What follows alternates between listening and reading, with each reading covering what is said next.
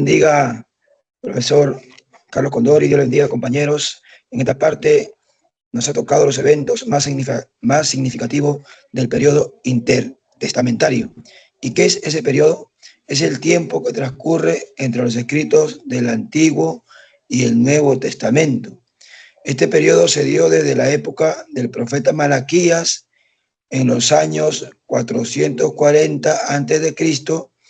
hasta la predicación de Juan el Bautista en el año 25 después de Cristo.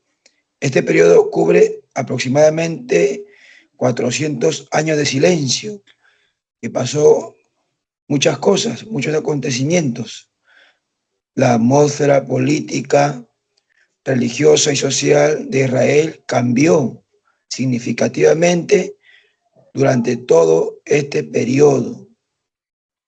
Esto ocurrió en este periodo que pasó acá en este periodo intertestamentario. Amén.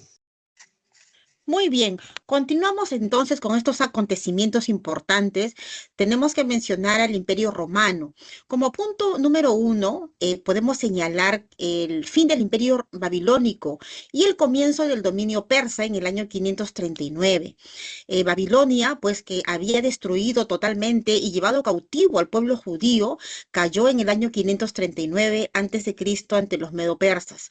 Este hecho marcó un cambio crucial porque Persia tenía una política más tolerante con los pueblos conquistados. Como segundo punto tenemos también el decreto de Ciro, ¿no? Que esto tuvo como efecto el regreso de los judíos en el año 538 a.C. El rey de Persia pues autorizó que los judíos regresaran a Palestina. Esto tuvo como consecuencia la reconstrucción del templo, donde más de 42.360 judíos regresaron, ¿no? Bajo el mando de Zorobabel, ¿no? Y el sumo sacerdote Josué, también todos ellos llevados, animados, guiados por los profetas Ageo y Zacarías, ¿no? Este retorno permitió la restauración de la vida espiritual y religiosa de la nación de Israel, ¿no? También tenemos como punto número 3 la reconstrucción del segundo templo, que fue en el año 515, aunque este templo fue más sencillo, quizás más humilde.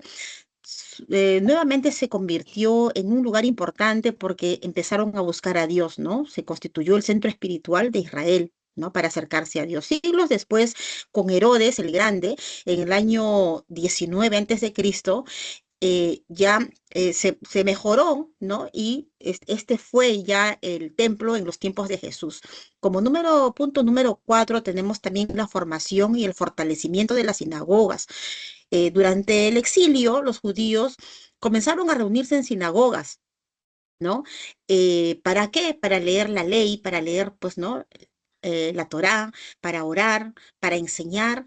Todo esto creó una forma de vida más religiosa, eh, basada en la palabra, ¿no? Ya no solamente en que ellos tuvieran en mente que se podían acercar a Dios mediante sacrificios, sino que tenían la palabra que les enseñaba cuál era la forma, ¿no? Y cuando Jesús llegó, pues ya existían las sinagogas en todo Israel. Amén. Como punto número 5 tenemos la expansión de la cultura griega, el helenismo. Alejandro Magno asciende al trono de Macedonia en el año 336 a.C., inicia su proyecto de expansión. Su objetivo fue unificar Oriente y Occidente bajo la cultura griega, ¿no? Alejandro Magno invade Asia Menor, derrota al imperio persa y comienza la difusión del idioma griego. Conquista Palestina, Judá cae bajo el dominio griego, inicia formalmente el helenismo en todo el mundo judío. En el año 323 al 198 a.C., dominio Ptolomeo, Egipto, el helenismo se forma de forma moderada. Hay tolerancia religiosa para los judíos. En el año 300 al 250 a.C. se traduce la Septuaginta. Del hebreo al griego se expande el pensamiento de la Biblia en el mundo helenista, ¿no? Entonces, y luego en el año 175 al 164 a.C., reinado de Antíoco Epifanes, el helenismo es obligado prohíbe la ley judía, y es ahí donde hacen la profanación también del templo. En el año 63 a.C., Roma conquista Palestina. El helenismo se difusiona en el poder romano. En el siglo I, el griego es una lengua común. Ciudades helenistas alrededor de Galilea se acomoda el contexto para la expansión del cristianismo. Como punto número 6, tenemos el idioma de los evangelios. El idioma de los evangelios era el koiné. El griego se usaba en todas partes. El idioma fue muy importante, incomparable para expresar el mensaje cristiano. Gracias al extenso uso del idioma, los apóstoles podían predicar con toda libertad en griego sin necesidad de algún intérprete. Por el uso del idioma, también todos los libros del Nuevo Testamento fueron escritos por judíos en griego. Cuando Cristo vino con el mensaje para el mundo entero, se hablaba el idioma universal en el que se podía comunicar el mensaje de Cristo. Amén. Punto 7. La influencia de la Septuaginta. La Septuaginta fue clave para la iglesia primitiva porque puso el Antiguo Testamento en el griego común, koiné, el idioma del mundo mediterráneo. Permitió que judíos, helenistas y gentiles conocieran las escrituras. Influyó en la teología del Nuevo Testamento. Sirvió como puente entre la fe de Israel y la proclamación cristiana, especialmente en conceptos centrales como eclesia, entre paréntesis iglesia, y Kyrios, entre paréntesis Señor. En el punto 8, dominio sirio y profanación del templo. Israel quedó bajo los Ptolomeos y Seleucidas. El rey Antíoco IV Epifanes profanó el templo, persiguió la fe judía, impuso el paganismo. Esto provocó una crisis espiritual. En el punto 9, la rebelión macabea, 167 y 165 a.C. El sacerdote Matatías y sus hijos se rebelaron. Judas Macabeo recuperó Jerusalén, purificó el templo, restauró la adoración. Esto dio origen a la fiesta de Hanukkah. Amén.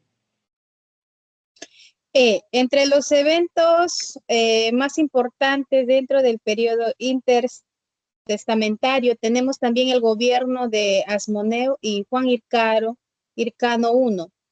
Podemos ver que acá Israel obtuvo independencia con Juan Hircano I y también surgieron muchos acontecimientos. Uno de ellos es que aparecieron los fariseos y los saduceos. Estos grupos políticos dominaban la vida religiosa en el tiempo de Jesús. También tenemos el dominio romano y Herodes el Grande. Cuando Roma conquistó Israel en el año 63 a.C., no solo impuso su poder político, sino que también transformó profundamente la vida del pueblo judío. ¿Cómo?